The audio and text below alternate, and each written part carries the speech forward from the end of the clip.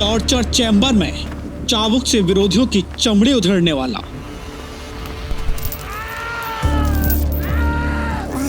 जब शख्स बेबस और अधमरा हो जाए तो उसे गोली से मार देने वाला,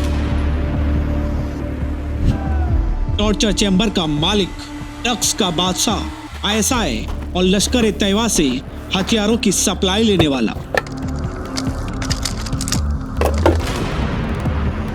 अपने गुरु चांद बाबा की दिन दहाड़े हत्या करने वाला।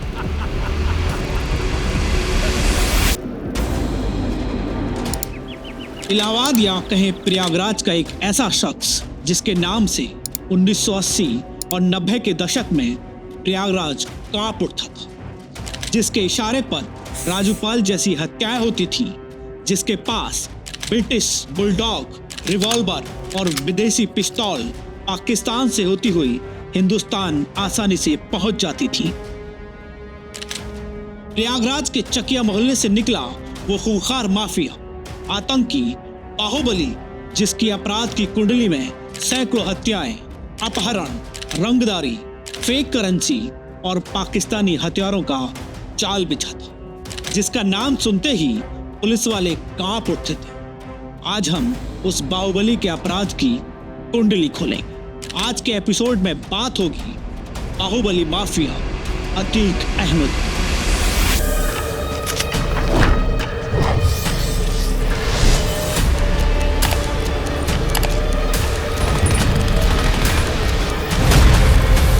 देखिए दबंग डायरीज। जब अतीक शुरू कर रहा था ना अपना आपराधिक जीवन, वो तब से बहुत दुस्साहसी था, नृशंस, बर्बर। अतीक ने शुरुआती दौर में एक व्यक्ति की हत्या की सुपारी ली।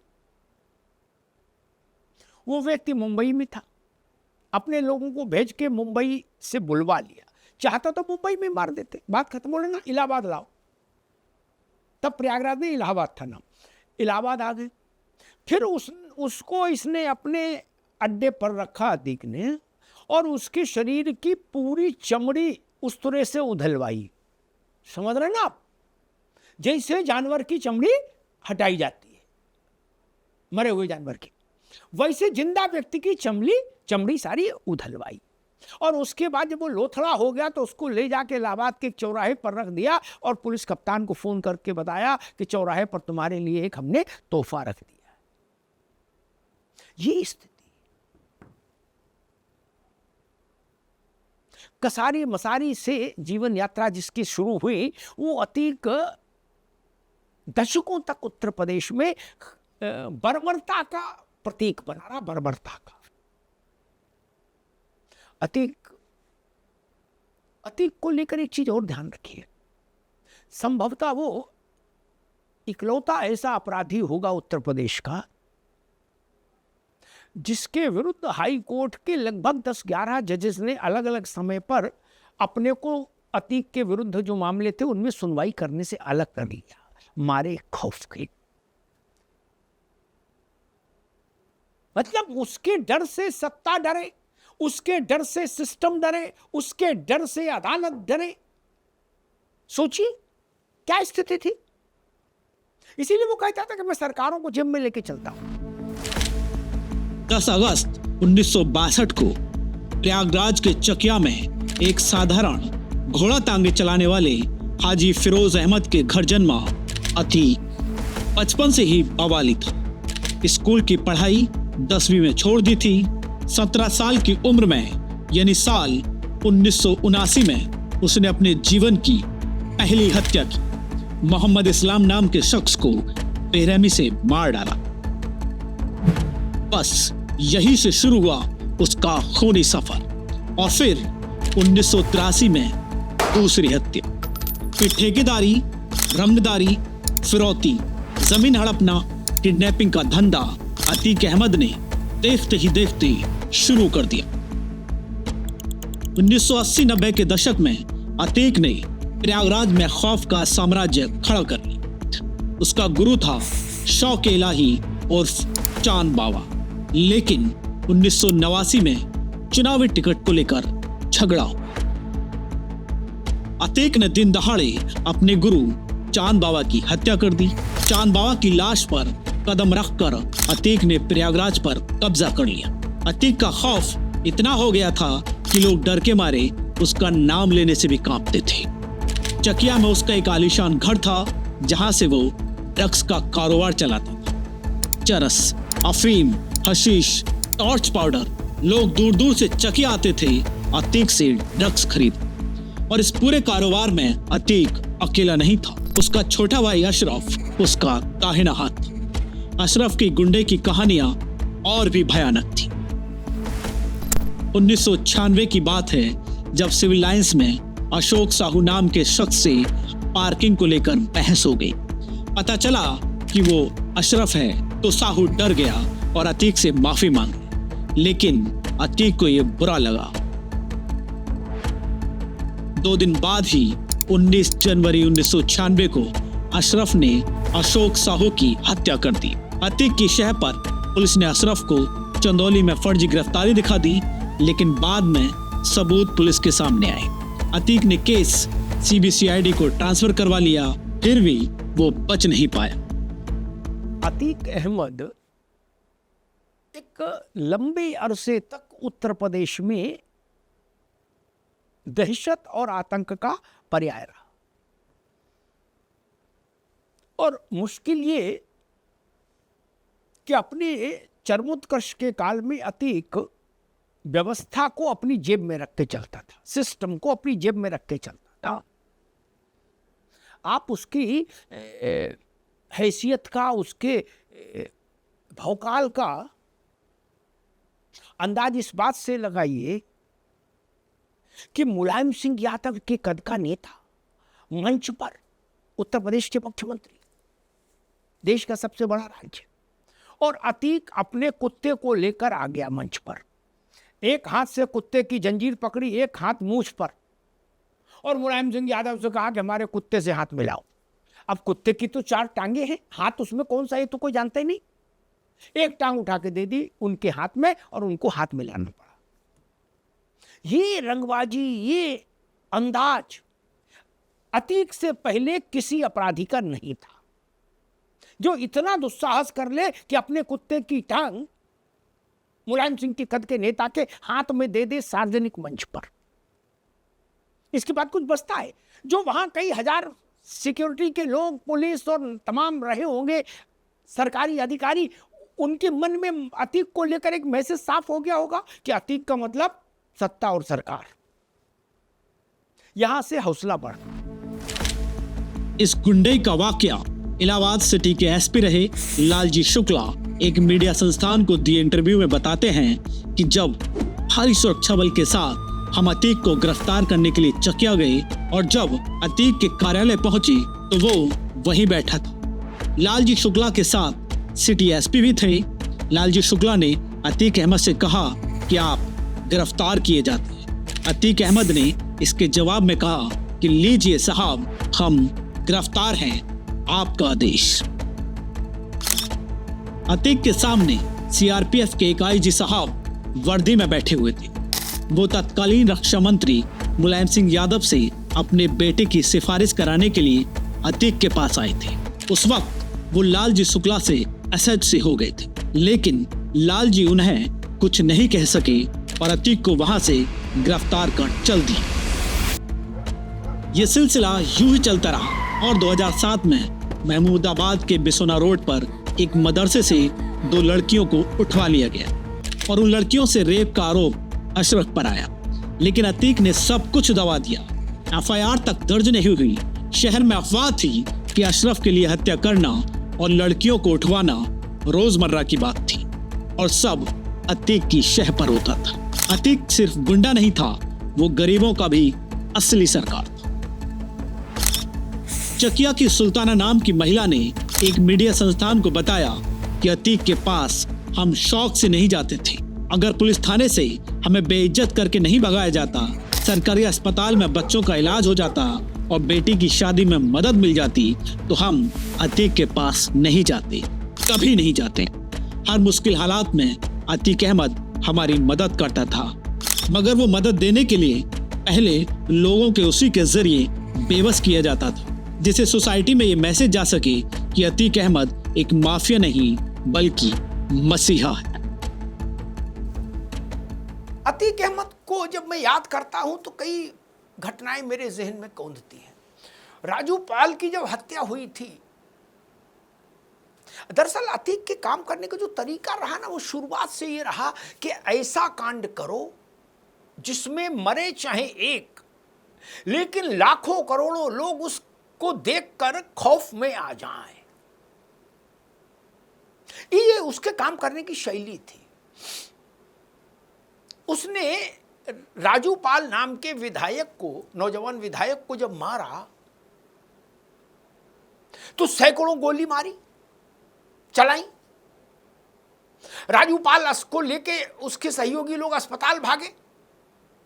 अतीक ने अस्पताल के गेट पर जाकर उसको घेर लिया और फिर उस पर सैकड़ों गोली झोंक दी गई और राजू पाल दिवंगत हो गया। उसने भी अतीक के खौफ को विस्तार दिया। मुझे एक और घटना याद आती है अतीक को लेकर। नोएडा अथॉरिटी के चेयरमैन को उसके घर में घुसकर आतंकित करने का काम अतीक ने किया। वो तो भला था, चेयरमैन उस वक्त घर पे नहीं थे, लेकिन जो लोग घर पे मिले उनको मारा, पीटा, लतेआया, जुतियाया, अमले गमले सब तोड़ दिए। बाद में नोएडा अथॉरिटी का चेयरमैन बड़ा आदमी होता है, बड़ा ब्यूरोक्रेट होता है।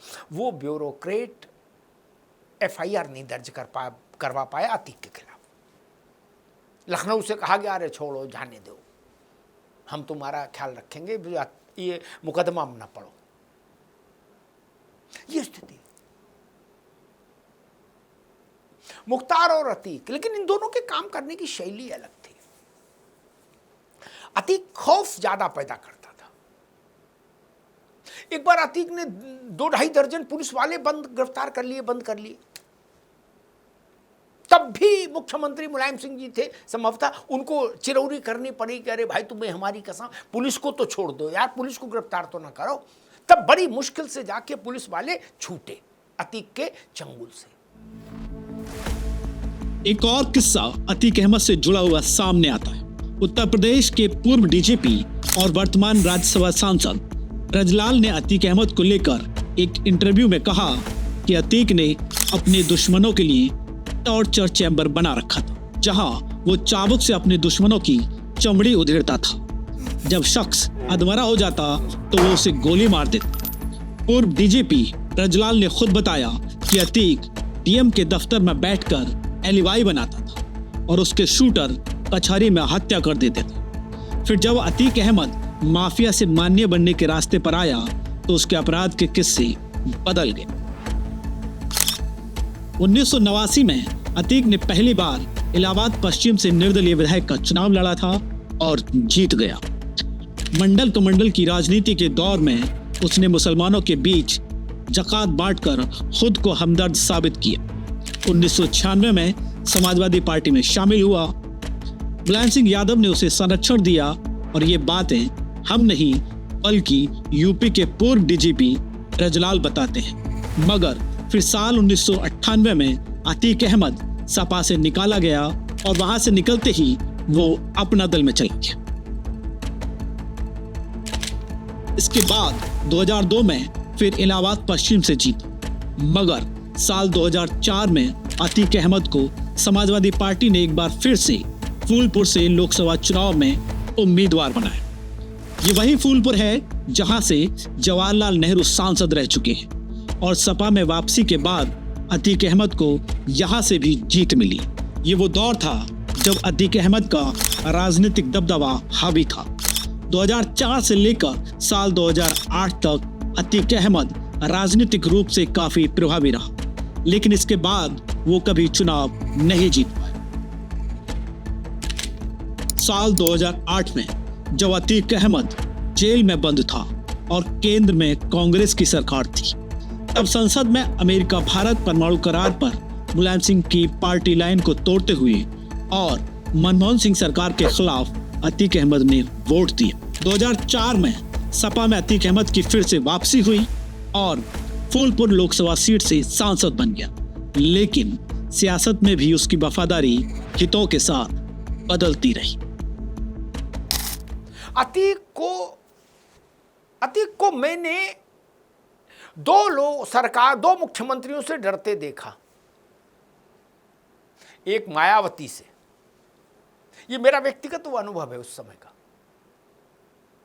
मायावती ने अतीक अहमद का इलाहाबाद का घर ध्वस्तीभूत करा दिया, जमींदोज करा दिया, समतलीकरण करा दिया था। और अतीक ने जेल से तब तक जमानत नहीं अप्लाई की जब तक कि मायावती शासन में आचार संहिता नहीं लग गई, चुनाव की मुनादी नहीं हो गई, मारे डर के कि अगर बाहर निकलेंगे तो हो सकता है एनकाउंटर हो जाए। और दूसरा, मैंने अतीक को डरते हुए देखा, सहमते हुए देखा, खौफ में देखा जब योगी आदित्यनाथ ने शपथ ली उत्तर प्रदेश के मुख्यमंत्री की मार्च 2017 में। तब भी उसका प्राण सूखते हुए मैंने देखा। उसको समझ में आ गया था कि अब ये केवल सरकार नहीं बदली है, शासन का मिजाज भी बदल जाएगा, क्योंकि कुर्सी पर योगी महाराज है। और वही हुआ। अदालतें, योगी सरकार आते ही अदालतें अतीक के खिलाफ फैसला देने लगी धड़ाधड़। अतीक की सजाएं होने लगी पुराने केसेस में। ये सिर्फ और सिर्फ योगी जी के कार्यकाल में हुआ। और फिर अतीक को समझ में आ गया कि मेरा समय पूरा हुआ। फिर आपने वो दृश्य देखा ही कि वो दोनों भाई मारे गए सड़क पर। कुछ अपराधी आए, कुछ, और उन्होंने ताबड़तोड़ गोलियां चलाई और दोनों मारे गए। 1995 में लखनऊ गेस्ट हाउस कांड में मायावती पर हमले का आरोप अतीक अहमद पर लगा। 2005 में बसपा विधायक राजू पाल ने अशरफ को इलाहाबाद पश्चिम के उपचुनाव में हरा दिया और ये हार अतीक बर्दाश्त नहीं कर सका, जिसके बाद अतीक अहमद ने राजू पाल की हत्या करवा दी। और कहते हैं कि अतीक उस समय मायावती के पाले में जाने की कोशिश में था।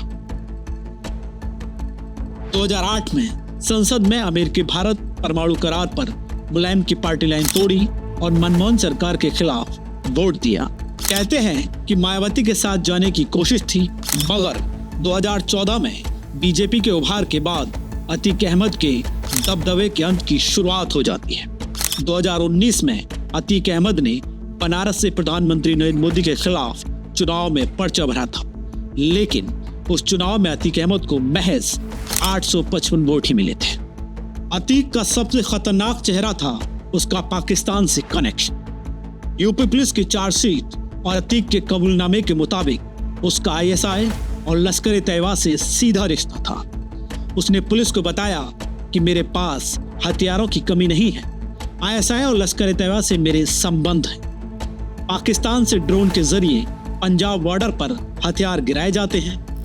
मैं उन लोकेशन को जानता हूँ, मेरे भाई अशरफ को बाकी जानकारी है। और फिर जब अतीक अहमद ने ये सब कबूला तो एसटीएफ ने उसे और अशरफ को चकिया के कसारी मसारी जंगल में हथियार छिपाने की जगह दिखाने ले गई, जहां पाकिस्तान ऑर्डिनेंस फैक्ट्री के मोहर लगी कारतूस और हथियार बरामद हुए।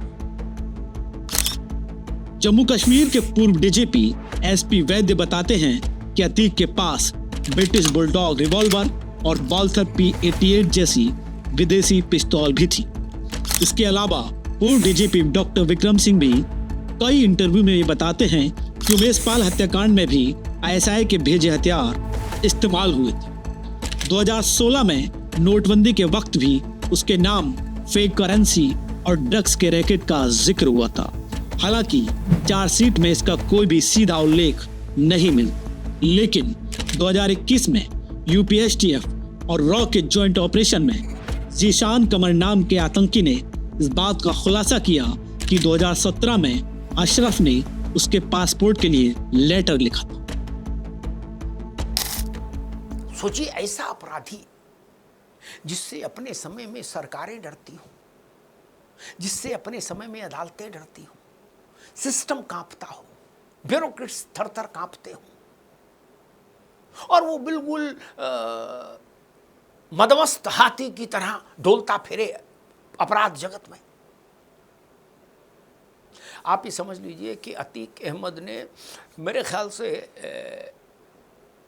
हजारों हजार करोड़ की अवैध संपत्ति अर्जित की, हजारों हजार करोड़ की। ये सत्ता के संरक्षण के बिना नहीं हो सकता।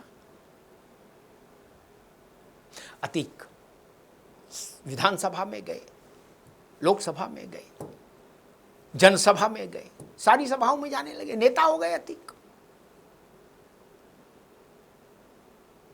ये अतीक का भाई नेता हो गया, अपराध से राजनीति में आ गए। वो जुड़ा सपा से था, लेकिन उसकी हैसियत कांग्रेस में भी थी, कांग्रेसी भी उससे डरते थे। कांग्रेस का एक बड़ा नेता, राहुल जी की क्या बहुत निकटता हासिल है उस व्यक्ति को राज्यसभा में। वो अतीक का ही बच्चा था, अतीक का ही चेला था। वो बताता था कि हजारों साल में कहीं एक अतीक अहमद पैदा होता है। सोचिए, ये था अतीक का खौफ का माया जाल। छोटा अपराधी नहीं था, अपने समय का सबसे बड़ा बर्बर अपराधी था अतीक अहमद, जिसको समय समय पर सत्ता का संरक्षण हासिल रहा और उसके बाद फिर वो इतना बड़ा हो गया कि फिर वो सत्ता को संरक्षण देने लगा। दोनों दृश्य मैंने देखे अपने पत्रकारी जीवन में।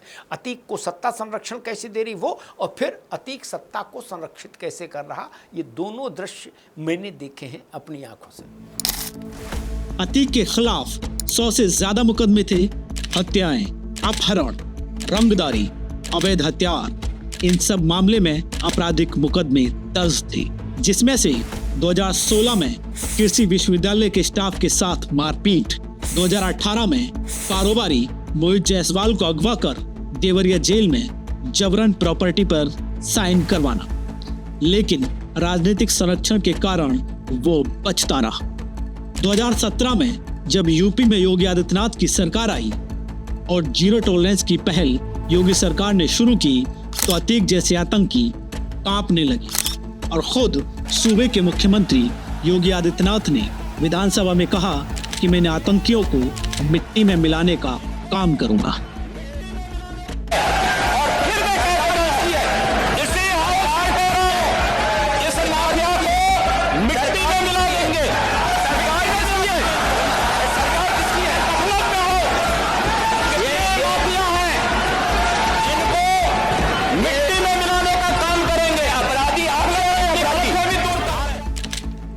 और फिर यहीं से शुरू होता है अतीक अहमद के खौफ के अंत का सिलसिला। और जब 24 फरवरी 2023 को वकील उमेश पाल की हत्या हुई, जिसमें अतीक अहमद का राइट हैंड कहे जाने वाला गुड्डू मुस्लिम का नाम सामने आया, तो अतीक के ऊपर काल के बादल और गंभीर हो गए। इस हत्याकांड का मुख्य गवाह था राजू पाल, और इस हत्या का आरोप लगा अतीक के बेटे असद और उसके गैंग पर। 28 मार्च को उमेश पाल अपहरण कांड में अतीक को उम्र कैद की सजा मिली और फिर 13 अप्रैल को असद पुलिस एनकाउंटर में मारा गया। और फिर 15 अप्रैल 2023 की वो रात, जब प्रयागराज में पुलिस कस्टडी में मेडिकल चेकअप के लिए जाते वक्त मीडिया के सामने 3 हमलावरों ने अतीक और अशरफ को गोलियों से भून दिया। अतीक आखिरी वक्त में कह रहा था, मेन बात है कि गुड्डू मुस्लिम, लेकिन पूरी बात नहीं हो सकी। और गुड्डू मुस्लिम, वो शब्द जो अतीक के मुंह से निकल रहे थे, वो अभी किसी डायरी में दफन होकर रह गए। हालांकि अतीक की हत्या के बाद सभी हमलावरों ने पुलिस के सामने सरेंडर कर दिया।